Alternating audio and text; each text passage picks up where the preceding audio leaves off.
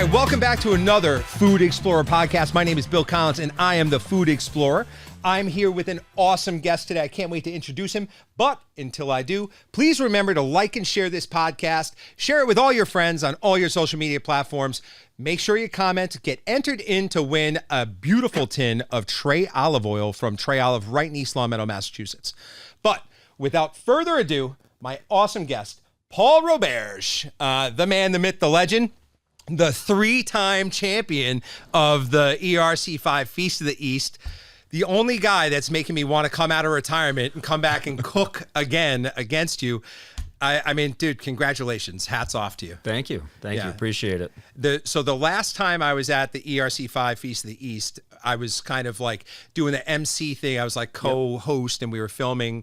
And I remember talking to you and you were like, dude, I'm so upset that you're on this side because I just wanted to fight and beat you here tonight. And so I felt bad. I bowed out this year. We were on a family trip, but now that you've won yet again, I think there's only one thing I got to do. And I got to at least try to make an effort to come out and roll up the sleeves. Well, if you do, you're going to force me to come back again because I was done after this. Well, 3 in a row. We'll text. We'll either figure out whether there's something cooler for us to do that weekend, or we'll battle it out and then hug it out in the end and raise a glass. So sounds like a plan. No, thanks for being at the show. So tell me a little bit. I know you're the chef and operator of La Cucina de Hampden House, but pulling it back a little bit, I remember the first time I met you, you were the chef at Max's. Yep.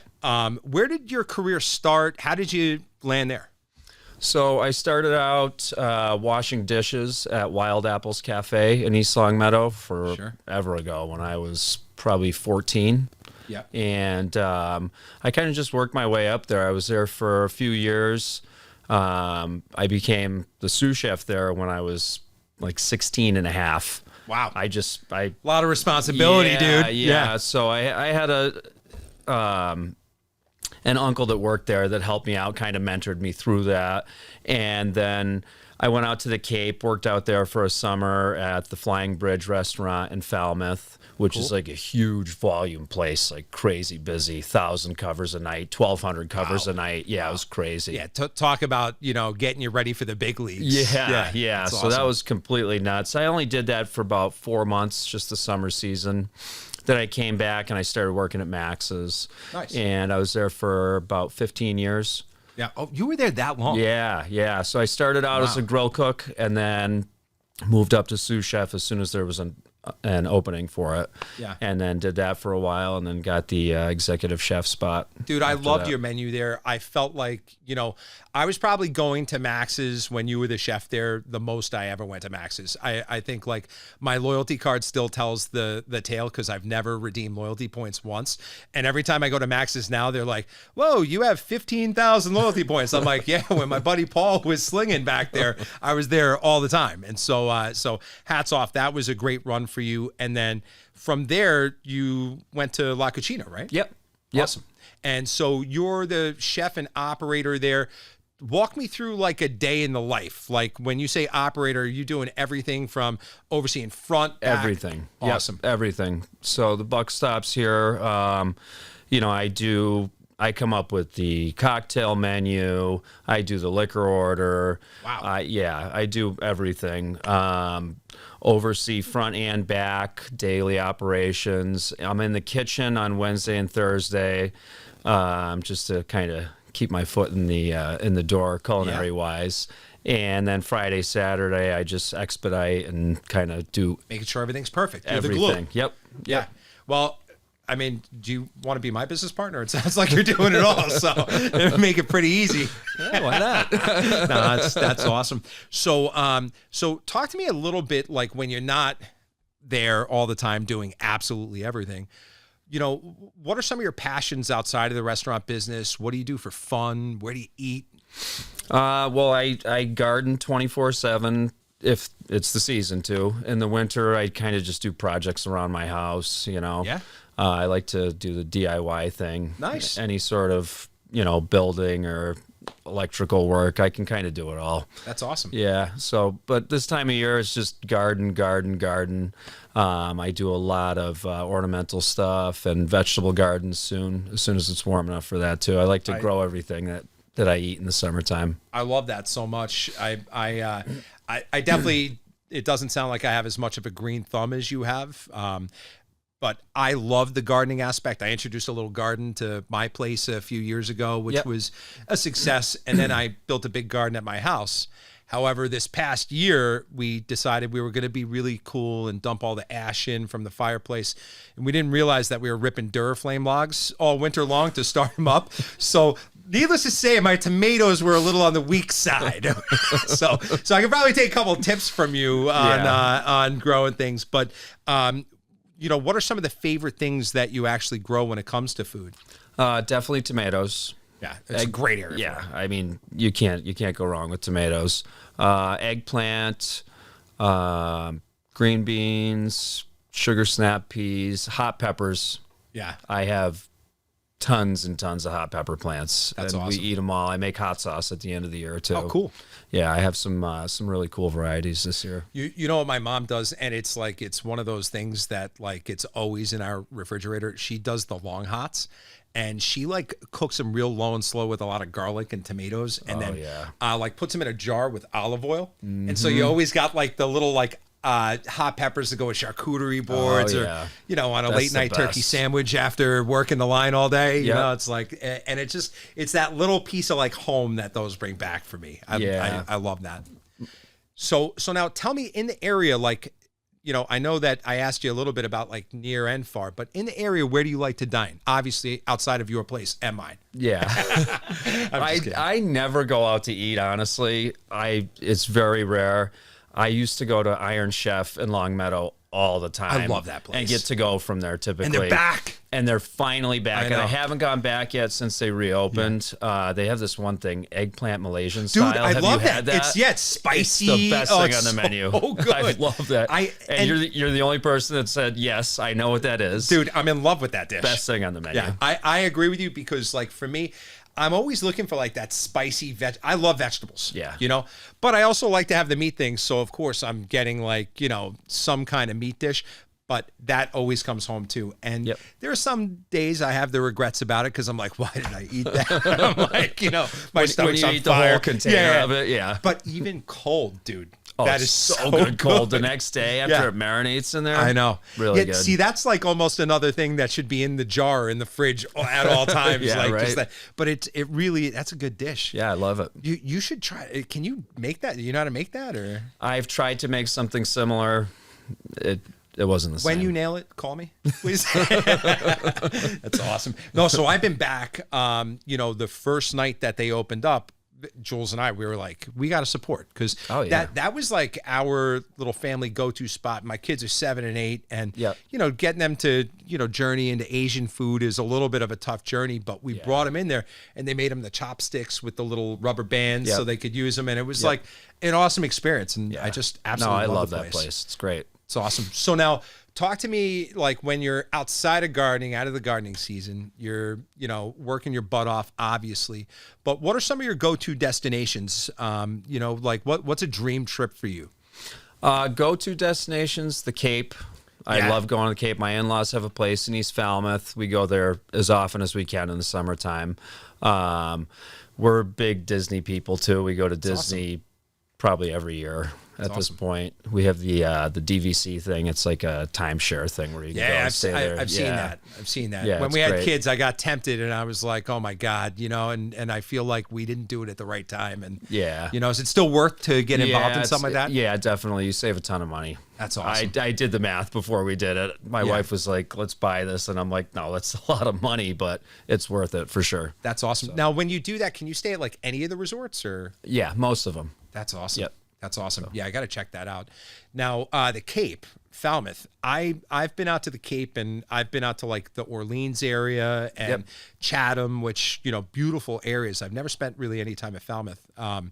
So what do you do when you're down there? You do any fishing? You do any? Yeah. So my in-laws' place is right on a salt pond. So right in the backyard, we can fish, like literally in the backyard. Home run. So my father-in-law's got a boat, so we go out in the salt pond. And you can get striper right there. Really? Yeah. Dude, 100 yards from the house, you can get striper. Now, so there's like a size thing though, right? It's between like 24 and 36 or keepers or something like that. Yeah. Unless nobody's like, no, I'm just kidding. You're only 100 yards from the house. You know, hurry this one back, dude. Full throttle. No. So now down there, like for the show, we've talked about wanting to do a Cape edition. So hopefully I could enlist you to show me a couple of places down there, maybe reel in a striper and throw something on the grill back at the in-laws house, man. That sounds awesome. Definitely. I'll bring the wine, you know, make it nice. Perfect. Make it nice. Perfect. So now for you, zooming back into work, you know, operating a restaurant, as we both know, is like one of the most tedious, toughest jobs, but it can also be like one of the most rewarding things. What do you love about it? I mean, the rewards of, you know, when people come in and they have a great time and just being behind that, you know, and the guy that's responsible for all that, it's a great feeling, you know? It really is, yeah. And it's a terrible feeling when they have a terrible time. You know, I was just responding to an email before you got here. I'm like, I'm sorry. It's like soul crushing sometimes with the little things, but when it goes great, that feeling is just fantastic to know that you're responsible for that great meal, that great time that somebody had, you know, just the ambiance and everything. If you can pull that all together, it feels fantastic. And what I love about people cut from like our cloth in this business is you just echoed something that I almost said to a T in another podcast interview that I did. And it really is one of the best feelings in the world, like to sit there, you know, the weird guy in the corner staring out, watching people have fun. And, you know, it might be a holiday and you're missing this time with, you know, your family and your loved ones, but you're seeing you've created this dynamic experience for all these other people to enjoy. Maybe somebody got engaged or it's New Year's Eve. And it's like, you just see you've created this escape for all these people to really blow off the steam of their jobs. Yep. And you've done it well. And there is no better feeling. Yeah. And you're creating memories for them too, you know? They're having a great time, a family dinner, you know, whatever it is, a get together with friends, and it's a memory for them. And, you know, we're behind that. So for you, with the direction of the restaurant, you know, I know you do seasonal menus. I keep track of, you know, seeing you on Facebook and Instagram and stuff. And I mean, your food always looks beautiful. And you mentioned the peas before. I see that you do a lot with peas in season and stuff. Probably things that you grow too. Yeah. Right. Well, you cook what you like to eat too, you know? Yeah. Yeah. So now going into summer, do you have any like feature dishes or any events coming down the pipeline that people that are listening might be interested in? No events coming up, but you know, we like to do a lot of local stuff, local produce in the summertime. I've been buying a lot from Meadowbrook the past couple of years. Their corn is just unbeatable. Yeah, it's awesome. I mean, I've eaten corn from like so many different farms. Nobody has better corn than they do. Their tomatoes are phenomenal. Their tomatoes are great. You know, everything from the zucchini, squash, eggplant. So I've been buying all that stuff from them the past couple of years. That's why I can probably get none of the good tomatoes. Is giving those all to you. I'm getting all the B's. Well, it's like 2 minutes from work, so I just hop in my car, and I live 2 miles down the road from there too. So it's like awesome. Easy, right to work.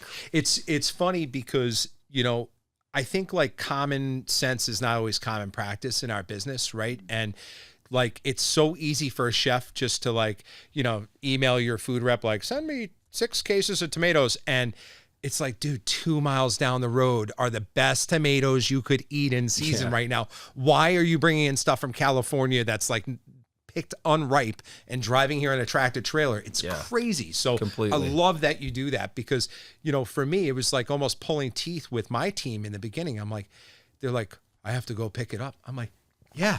You do, because it's locally grown and tastes way better than like anything could ever taste. But now, like, you know, 7-8 years later, you know, I don't even have to like remind them anymore. Like, hey guys, we're going to start buying from Meadowbrook now, all the tomatoes. Yeah. Now they're like, when are the tomatoes going to be ready? We can't wait to go, you know, because now they get it. Yeah. You know, they eat them and they taste the difference. It's night and day. Yeah. It's almost like embarrassing if you don't do that at this point in season in this area. So I agree. I love that you're doing that. And you know, I also love that you won again at the ERC5 this year. I mean, I honestly, I'm getting a little upset about it because your 3 year in a row trophies are now, you know, putting me in a position where I got to go back to work because now I think we're tied for 3 wins.